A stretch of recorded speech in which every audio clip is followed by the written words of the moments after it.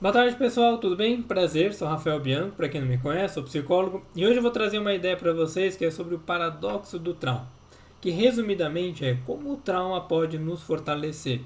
Muitas vezes a gente olha para o trauma e pensa assim, cara, isso aqui é muito ruim, eu estou muito fraco, eu estou muito debilitado por causa dessa situação. E a gente ignora o quanto um trauma ele também pode trazer desenvolvimento para a gente. A gente ignora o quanto um trauma pode trazer crescimento. E esse é o paradoxo. Nem todo trauma é necessariamente ruim, ele é desconfortável, mas não necessariamente ruim, porque ele também pode gerar bons aprendizados. Todos nós passamos por traumas ao longo da vida, sejam eles coisas mais crônicas, ou seja, coisas que acontecem no espaço e tempo, ou coisas mais intensivas, que acontecem de uma única vez. E aí a gente precisa começar a entender como lidar com cada um desses pontos e, junto disso, esses quatro pilares que vocês estão vendo aí, que são as sensações físicas, comportamentos, emoções, pensamentos, ok? A gente vai falar disso tudo hoje. Esse é um teste para colocar vídeos no YouTube e colocar lá no blog para ver como é que vocês curtem esse tipo de conteúdo, beleza? Então, inicialmente, o que é um trauma? Um trauma ele é um evento que pode ser intenso, ou seja, pegar uma faca e cortar o meu braço, isso é um trauma fisiológico intenso, ou pode ser uma coisa que acontece de maneira gradual, mas cotidiano, recorrente. Muito comum, por exemplo, nos traumas emocionais, quando a gente trabalha na terapia, né, na área da psicologia, a gente tem muito mais traumas crônicos do que intensos. Um trauma intenso geralmente vai ser uma fobia, vai ser um transtorno do estresse pós-traumático, vai ser uma coisa que acontece mediante um evento de grande intensidade. A gente sempre vai entender o trauma da seguinte forma: ele precisa ser algo crônico, que acontece ao longo do tempo, algo intenso e algo que você não tinha capacidade para lidar com ele, você não tinha maturidade, você não tinha informações capazes de fazer com que você lidasse com aquilo ali, você não tinha recurso. Qualquer uma dessas coisas que eu tenho um trauma que acontece de maneira muito intensa, muito rápida, prematura, meu organismo não está pronto para aquilo. Eu tenho uma coisa que acontece de maneira gradual, muito lenta, mas sempre ali acontecendo, né? Sempre recorrente. E eu também não tenho capacidade de lidar. Isso também pode virar um trauma. Então a gente começa a entender que o trauma ele sempre vai ter uma ótica um pouco mais complexa dependendo da pessoa, do estilo de vida que ela tem, do tipo de escolaridade, de informação, de academicidade que ela tem nesse sentido. Por que a gente precisa diferenciar isso? Porque é esse tipo de diferença que faz a gente entender como é que eu trabalho com essa pessoa, como é que eu vou modificar esse trauma na vida dela, como é que a gente vai começar um processo de ressignificação que trabalha aquela parte de pensamentos que vocês estão vendo ali, que é a ruminação, pensamentos problemáticos, as memórias traumáticas, a preocupação e coisas do tipo, para depois eu partir para outros aspectos. Assim como eu preciso entender que tipo de trauma ela viveu, se é uma coisa mais emocional, mais cognitiva, mais abstrata, ou se é uma coisa mais concreta, fisiológica. Porque se for algo sensorial, não adianta eu ressignificar com pensamento. Eu vou ter que trazer sensações positivas. Eu vou ter que mudar a percepção orgânica sobre aquilo ali. Então, por exemplo, eu tenho um cliente que eu tive na verdade um cliente, né? Que ele comeu peixe. Ele comeu peixe vivo e o peixe vivo entra no seu estômago, bate em tudo, tá lá pulando. Então ele não tem um trauma que, vamos ressignificar a vida do peixe com você, a sua relação. Não, ele tem uma coisa que é sensorial. Eu preciso lidar com aquilo ali de maneira sensorial. Eu preciso reeducar o meu organismo. Entende? Se eu tenho uma pessoa que passou por um abuso, eu tenho que ressignificar o processo de abuso, não no sentido de o abuso é positivo, como algumas abordagens acabam fazendo, né? O que você aprende com o abuso, mas como é que eu lido com o meu próprio corpo. Porque se for um ato de muita violência, como geralmente é, ela precisa tirar um tempo para sentir o corpo de forma não violenta. Não violenta e não violentada. Entende que entender a base desse trauma, se ele vem de um aspecto mais cognitivo, se ele vem de um aspecto mais comportamental, um aspecto mais físico, mais somático, se ele vem de um aspecto mais emocional, é fundamental para a gente começar o trabalho de um trauma, ok?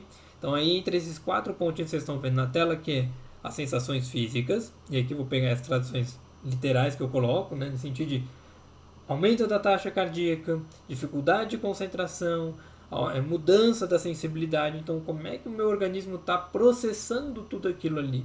Uma vez que eu consigo tirar um tempinho para entender, cara, eu estou acelerado, beleza, eu tenho que então diminuir esse aceleramento, eu tenho que regularizar minhas emoções nesse ponto, ok? Eu saio do sistema simpático, que é acelerado, ativo, vou para o sistema parasimpático, que é repouso.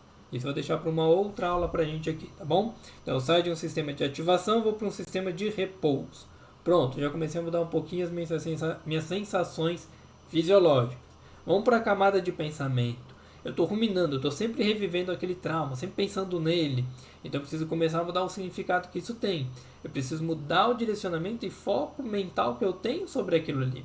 A visão de vida que eu tenho, isso inclui visão de mundo e visão sobre mim mesmo, que eu tenho sobre aquele evento que eu passei e como ele me modificou.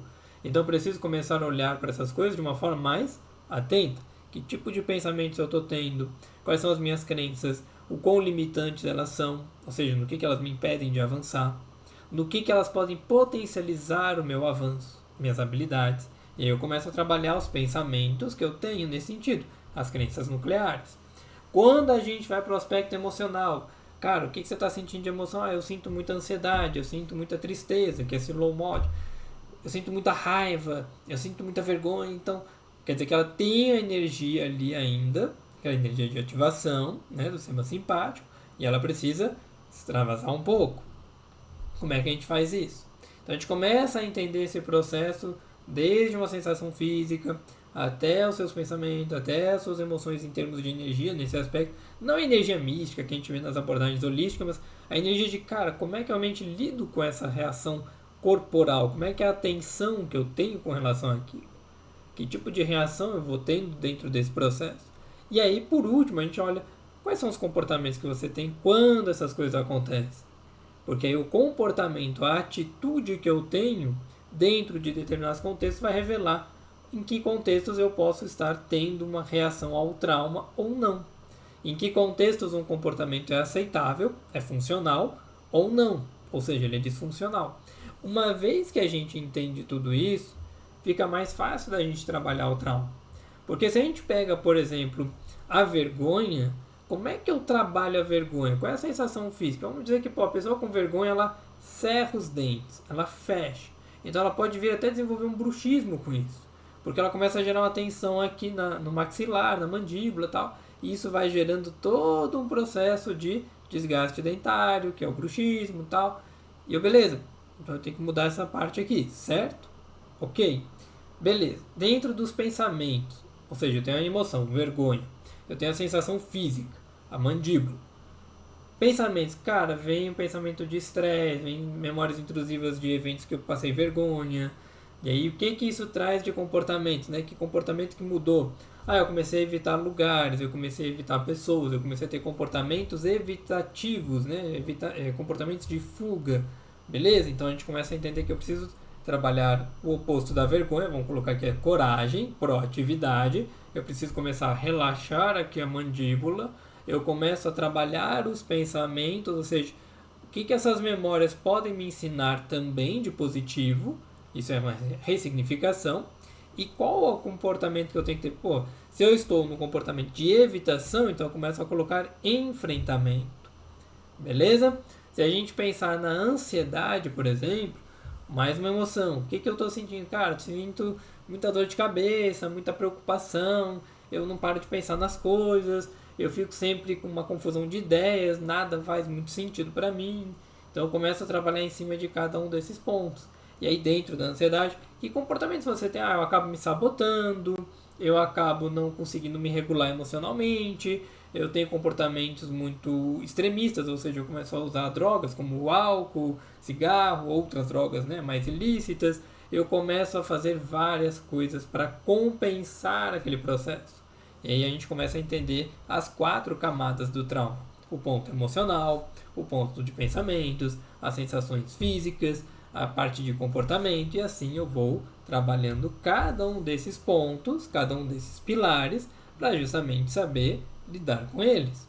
Se eu pego a raiva, por exemplo, que é uma coisa que muita gente acaba sentindo, como é que é essa raiva? Qual é o significado que ela tem?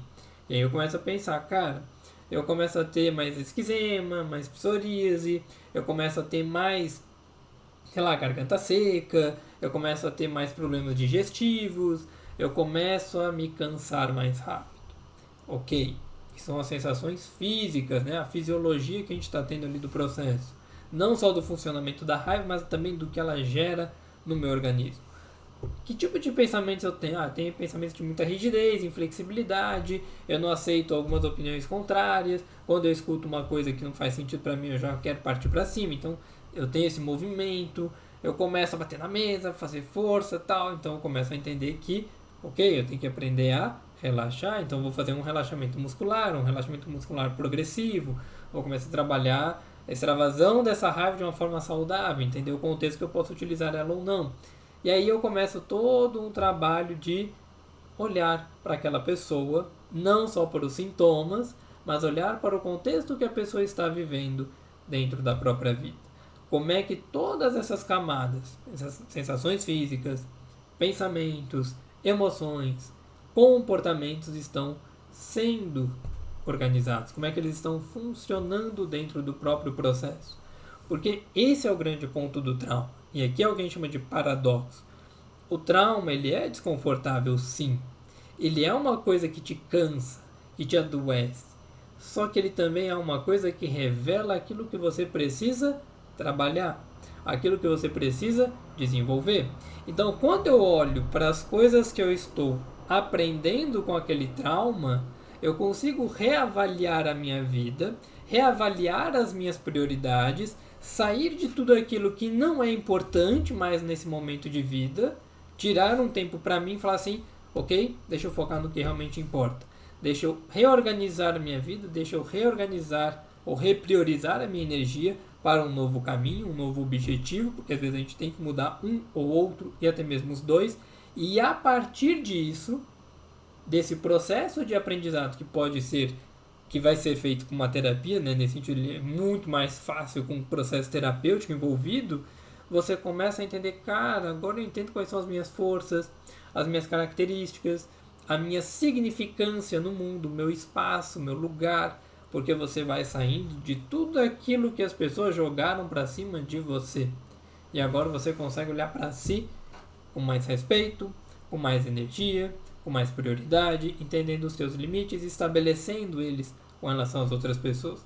E aí o que acontece? Ao invés de eu achar que aquilo é o fim da minha vida, na verdade é o fim de um ciclo onde eu sempre me punia, eu me limitava, eu deixava os outros passar por cima, e agora sim, sabendo das coisas que eu sei, sabendo do que o trauma me ensinou, sabendo olhar para a minha vida de uma forma mais completa, mais contextual, ou como de fato a gente deveria estar olhando, de uma forma mais holística, que é o todo, aí sim, minha vida ela começa a fluir e eu começo a ter experiências melhores, experiências muito mais significativas.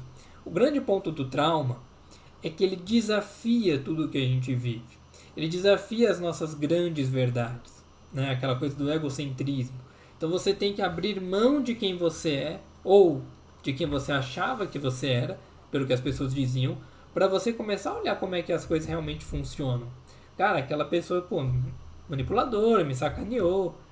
Essa pessoa passou por cima dos meus valores. Então não posso mais deixar esse tipo de pessoa na minha vida. Como é que eu identifico esse tipo de pessoa? Vamos trabalhar isso. Que comportamentos ela teve? Que atitudes foram desrespeitosas? Como é que você também se desrespeitou? E aí é o que eu comento com alguns clientes, às vezes comento no Instagram. Por que a terapia é tão difícil? Porque é um convite a olhar para você. É um convite a se desconstruir. A olhar para a própria vida e falar assim, cara, realmente isso aqui é mais difícil do que eu pensei. Porque a gente vai crescendo com tantas certezas que de repente essas certezas não são mais coerentes, não são mais correspondentes ao mundo que eu vivo, e eu tenho que revê-las. Se eu não rever, eu vou adoecer. Uma vez que eu adoeço, eu não consigo me desenvolver mais. Né? Uma vez que eu não paro para olhar esse adoecimento como um conjunto de informações a serem respeitadas, validadas e trabalhadas. Se eu fico naquela resistência de não querer sair do lugar, não querer mudar, a minha vida vai ficando mais difícil. E é muito comum, porque é o que a gente aprende a fazer. a gente sempre quer manter o status quo. O status quo nada mais é do que o seu aprendizado conservador. Aquilo que você já aprendeu é econômico, é habitual, é o que você sabe fazer de melhor, mas você precisa se permitir viver de outras formas, ser mais flexível, ok? Então é importante nesse momento, quando a gente se sentir perdido, quando a gente se sentir sem direção, parar um pouco, olhar mais para a nossa vida. Cara, o que eu realmente quero? Qual que é a minha prioridade? O que está me tornando mais vulnerável? Não porque a vulnerabilidade é ruim, mas porque ela pode me permitir ser mais forte. Porque ela me faz um convite a olhar para a minha vida pessoal de maneira íntima e honesta e pensar, ok, o que está me dando um sentido de vida? O que eu posso fazer para sair desse processo de dor e ir para um processo de prazer? O que eu de fato estou buscando? Porque, mais uma vez, paradoxalmente, o trauma é o que faz você ficar mais forte. Rafael, então quer dizer que eu tenho que passar por vários traumas? Não, mas você passará. E a partir do momento que você aprende a lidar com eles, que você tem informações, ferramentas, conhecimento, fica muito mais fácil para você lidar com essas dificuldades, sobressair delas, a famosa resiliência. Ok? Um exercício para vocês bem simplesinho, eu quero que vocês pensem nesse mapa, mais ou menos, nesse diagrama, na verdade. Pensa num trauma, numa dificuldade que você tem e completa essas 4 categorias. Sensação física que essa dificuldade te passa, emoções que ela te gera, comportamentos que você tem e pensamentos que surgem. Pensa nisso e começa a entender como é que cada um pode ser feito de maneira oposta. Qual seria o oposto desses 4 elementos que aparecem para vocês? Rafael, eu tenho muita dificuldade de perceber minhas emoções. Você consegue dar um exemplo? Consigo. Vamos pensar numa emoção como pânico. Eu tenho pânico. Beleza, ponho lá na caixinha de emoção. Quando eu tenho pânico, eu tenho, muita dificuldade de concentração. Eu tenho muita dificuldade de perceber as coisas, porque eu estou em pânico. Beleza? Eu coloco lá na parte de sensação física. Dentro disso, eu tenho um pensamento de que nada está satisfatório, nada está legal, está tudo ruim, está tudo uma merda. Beleza? Vai lá na caixinha de pensamento. Qual é o comportamento que eu tenho? Eu tenho dificuldade de falar sobre as coisas, eu tenho dificuldade de me posicionar, eu tenho dificuldade de entender o que está acontecendo. Ótimo, você já preencheu. Agora vamos para a segunda parte. Quais são as coisas opostas a tudo isso e qual é o plano de ação que você vai construir para esse processo? A mesma coisa, eu estou me sentindo muito, desesperançoso. Aí eu começo a pensar, desesperança, emoção, beleza. Que tipo de pensamento eu tenho com a desesperança? Cara, quando eu tô sem esperança, eu acho que nada vai dar certo, eu não consigo pensar no meu futuro, eu não consigo pensar no longo prazo, eu não vejo as coisas lá na frente. Beleza, são seus pensamentos. Qual é a sensação física que você tem sobre isso? Cara, me sinto exausto, me sinto muito cansado, eu só quero ficar na cama, recolhido. Beleza, você vai escrevendo na parte de sensação física. Qual o comportamento que você tem sobre isso? Eu deixo a vida se afundar, eu deixo a vida ocorrer, a vida vai acontecendo, eu não paro para pensar. E aí você vai colocar lá nos seus comportamentos e pensar qual é o oposto dessas coisas. É um trabalho simples, uma tarefa bem simples, mas que ela demanda realmente uma atenção. Não precisa fazer tudo numa única sentada, o ideal seria nesse momento fazer numa sentada, mas você pode fazer em etapas. Para perceber suas sensações físicas, para perceber seus pensamentos, suas emoções, seus comportamentos e vai dando as oposições correspondentes para cada um. Fechou?